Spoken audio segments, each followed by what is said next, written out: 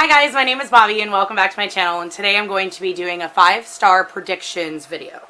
So people do this all the time. I've seen tons of booktubers do this where they just talk about 5 books that they think are going to be 5 stars once they read them. All of these books, I'm pretty sure are going to be 5 stars. There's one where I'm like, maybe not, but I'm pretty sure these are going to be 5 stars. We'll see. I've seen a lot of other booktubers who have done this video and gone, oh yeah, it's gonna be 5 stars, and then you see it in a wrap-up and they're like, and it was a 2-star. So we'll see. Either they're in a genre I know I really love, it's an author that I know I really like, we'll just see. Just to preface this, I'm going to leave out like obvious 5 stars for me, like Dark Dawn by J. Kristoff. That's gonna be, that's gonna be 5 stars even if he kills everybody, which he probably will, because we already know Mia's gonna die, so you know, that's not going to be in there. Aurora Rising by J. Kristoff and Amy Kaufman, that obviously is not going to be in here either, because I will probably rate that 5 stars. I haven't heard one negative thing about that book yet, so that obviously is not going to be in here.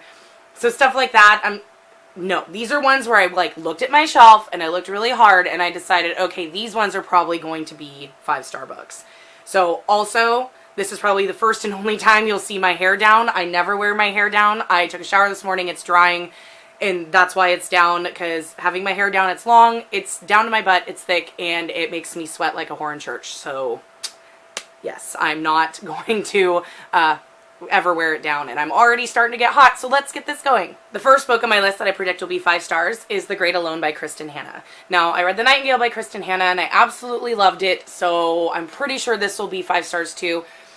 The Great Alone tells the story of a family in the 1970s who move out into the Alaska wilderness, like out in the middle of nowhere. The dad, I believe, suffers from PTSD from the Vietnam War, and I think it's told from the perspective of their daughter. I think it's a mother, a father, and a daughter. I know Vicky read this already. She loved it. Don't remember what she rated it, though. So because I love The Nightingale so much, I predict this one I'll probably love as well. But we'll see, because I'm not the big sappy type when it comes to books. Books don't make me cry. So we'll see if, you know, this tugs at any kind of heartstrings that I may have. The second book on the list is a book that I've had on my TBR for well over a year, I think. Yeah, I think I bought it last year, and I don't know why I haven't read it. It's just been kind of sitting there. Tons of other people have read it, and it's kind of polarizing. People either love it or they hate it, and so I've just kind of waited for the hype to die down, which it has now. The sequel's actually coming out, I believe, in May, I think? June? July? Something like that. The sequel's coming out in the next couple months, and that's Furyborn by Claire Legrand. I'm pretty sure I'll love this book. Oh wait, maybe I won't. Cody didn't like it. Cody from Cody's Book Corner. Her and I are buds, and she read it earlier this year or last year, and she didn't like it. Did she DNF it? Cody, if you're watching, tell me if you DNF'd it. She might have DNF'd it. She really didn't like it, and her and I like a lot of the same books. Oh, so maybe I won't. But I'm hoping, because like the premise sounds really good to me. It's something that I would really enjoy, so I'm really hoping it's 5 stars. This tells the story of 2 queens, or 2 women. I don't know, I think one of them's a queen, and they're told, like, their stories are told concurrently, but 1,000 years apart. One's a sun queen, one's a blood queen, I believe. And it's something about a prophecy, and like, it's a fantasy. I believe it's young adult. I think it's young adult, but a lot of the people who read it said it shouldn't have been young adult because there's some sex scenes in here and stuff that they wouldn't necessarily want to see in a young adult. But we'll see. Yeah, I'm kind of curious now, because now I'm not sure if this will be 5 stars or not. I'm gonna hope that it is, but I know Cody didn't like it, so, and her and I rate a lot of stuff the same, so we'll see. But I'm hoping this one's also 5 stars. Next book on the list I should have read months ago. I've started and stopped it like 5 times, and I don't know why. Like a new shiny book comes up that I want to read, and it kind of takes my attention away, so, but I need to read it. It's in my TBR jar. I'm hoping to read it. It's one of my top rated books on Goodreads, and that's Thunderhead by Neil Shusterman. Like, I love Scythe. Scythe was one of my favorite books last year. I absolutely loved it. Why haven't I picked up the sequel? Do I have a touch of Lala from Books and Lala to where, like, I can't finish a series anymore? Like, what is wrong with me? Like, I don't understand. And I actually finally bought the physical copy to try to force myself to read it, because I was reading it on ebook and just couldn't bother to pick up my tablet to read it. So maybe this will help motivate me to read it. I know it's going to be 5 stars. I loved Scythe, and like the story continues and follows Citra and Rowan. Like, I know it's going to be good. Everybody else that have read it that also love the side series have loved it. The third and final book comes out sometime this fall, I believe. Sometime this fall or early 2020, I can't remember. I believe we have a title now. I just can't remember what it is. If I can remember, I'll insert a picture, like if I can find it. I'm pretty sure it comes out now, at the end of this year or early 2020. I can't remember. Obviously, I'm a great booktuber and didn't do any research before I started to make this video. But yeah, Thunderhead will definitely be 5 stars. But I hear it hangs on a really nasty cliffhanger, so maybe that's why I've been putting it off. Because I want to wait until I have the other book so I can jump right into the next one.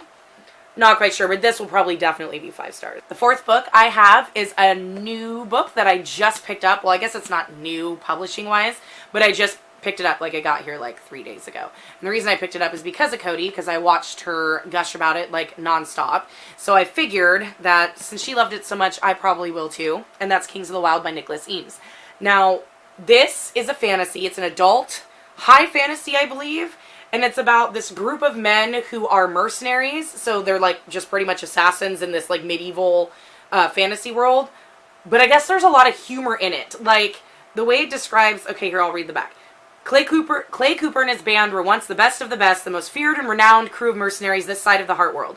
Their glory days long past, the mercs have grown apart and grown old, fat, drunk, or a combination of the three. Then an ex-bandmate turns up at Clay's door with a plea for help, the kind of a mission that only the very brave or the very stupid would sign up for. That sounds fucking fun. So a group of old, fat, drunken mercenaries who are probably sailor mouths like me, who like just like to eat, drink, and be merry, but also very deadly, have to go on this quest to go do something or kill somebody for someone, like an old friend of theirs, and they're going to do it. I'm down. She said it was absolutely amazing. Cody rated it 5 stars, I believe. Said it was really funny. She really loved it. Couldn't put it down. I think there's a trilogy. I know book 2 is out because I believe Cody's read book 2 and I've seen a couple others read it. I think Jess from Jess Reads Books, she's also read it as well and loves it. She absolutely loves it as well. Gives it 5 stars. So I bought it just based on those two loving it so much and that I've gotten into fantasy a lot more lately, and it just seems like something that would be fun. Medieval mercenaries who are old, fat, and drunk and, you know, constantly getting into debauchery and funny happenings while they're trying to do this mission. Sounds like fun to me. And the last book on my list is one that I've also had for a long time. It's a YA fantasy that I've had, oh geez, probably close to a year, and I think I picked it up when Cece over Problems of a Book Nerd first reviewed it. And it just sounded really interesting to me because it combines 2 of my favorite elements. And that's Dredd Nation by Justina Ireland. This is a YA fantasy that takes place during the Civil War. So it's got a person of color main character. It is, and she was a slave, but it also has zombies. And Allie from Hardback Hoarder read it too and loved it. So it was a slave, and I think it's during the Battle of Gettysburg. The dead start rising up and turning into zombies. And so the people who were slaves, the African Americans or the black people who were slaves, instead go to these schools to train how to protect the rich white people and kind of be their bodyguards for these zombies. And so they're just there to protect the rich white people. So it's like a commentary on slavery and the Civil War, but it also ties in like the fantastical element of zombies and, you know, fighting. And I think this is a series. It's supposed to be really good. Everything I've heard about it is that it's super good, and it probably will be 5 stars, but I just haven't picked it up, and I don't know why. I've put it on a couple TBRs. I put it in a couple readathons, just never got to it, and it's not that long. The writing is really, you know, big. I could easily get through it. I just need to pick it up. Okay, guys, that's it. Those are my 5-star predictions. Don't know if I'll do a video once I've read them all and kind of review them. Maybe I should. But then I would also review them in the month that I read them. Maybe I should do that starting in May. Maybe I'll add to my TBR one of my 5-star predictions as one that I have to read, and then as well as pick like 2 or 3 for my TBR jar, and then go from there, and then the rest I can mood read or my buddy reads or whatever. Maybe that's the way to do it, just so it'll take me, you know, 5 months to read them all, so by October I should be able to do a video of my 5-star predictions. Maybe I'll pick up more. We'll see. I'm trying to figure out what's the best way to do that. Let me know in the comments what you think, how you think I should do this. Should I force myself to read 1 a month just so I can get them read, leave it to the TBR jar fate, and then just do a wrap up whenever I get them read, whenever that may be? or, you know, have the structure to try to read at least one a month so that I can do a video like reviewing all of them, even though they will be individually in a wrap up, to see if they were 5 stars or not. You guys let me know down in the comments. And I just noticed while looking at my books that, oh, I guess it's only 2. I thought there was 3. 2 of these have deckled edges, and I really hate deckled edges. It's like, why? It's not easy to read when they're deckled edges. But anyways, that's it, guys. Thanks for watching. Please let me know in the comments down below how you think I should read these. Like, should I structure them? Should I just read them as a whim? Leave it to the TBR jar? Please let me know. I love interacting with you guys down in the comments. Like, subscribe, all the good stuff, and I'll see you in the next one. Bye.